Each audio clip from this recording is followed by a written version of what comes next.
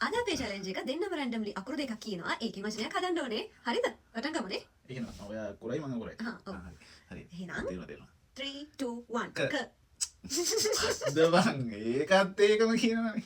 ඒක කයන්නේ පටන් ගන්න කයන්නේ කියන එකක්ද? ඔයාට එකක් කක්කා.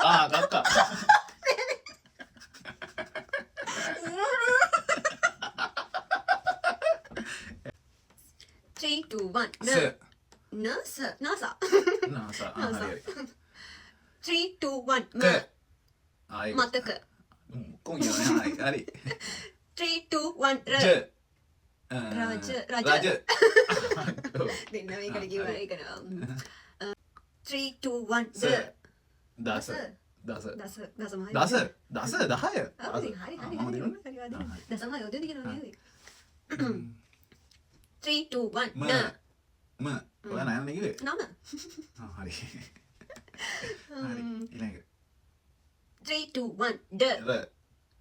ඩ ර ඩෝසර්. ඩෝසර්. ඩෝසර් එක හරිනේ. ඩෝසර්. හරි. ඒක සිංහල වචනයක්ද? ඩෝසරය කියලා සිංහලේ. එහෙනම් ඩෝසර් කියලා අපි පොඩි කාලේ නම් කියන්නේ නැද්ද? ඒ ඉංග්‍රීසි වලින් කියන්නේ නේ ඩෝසර් කියලා. නෑ නෑ අපි ඉතින් පොඩි කාලේ නම් ඩෝසර් නේ කියන්නේ ඉතින් වචනේ. හරි ඒක දෙන්න. 3 2 1 ල. මල.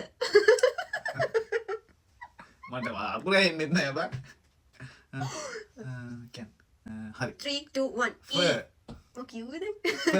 if ඔයා මොකද කොරිය? e ඉතින් ඊ නා if කියන්නේ ඉංග්‍රීසි ඒක තමයි. if යන්න නේ. ඊයනයි ෆ if if giraffe. බෑනේ යන්න හරි යන්න. මම දැන් අපිට වදින කමෙන්ට් එකක් දාන්න. ටිකක් දාන්න. හරි මන් දෙන්නේ. ඔයා කොහමද දෙන්නේ? මන් දෙනවා. නෑ නෑ ඔයා ඔයා කවුද දෙනවා? මම මම දෙනවා. බයි.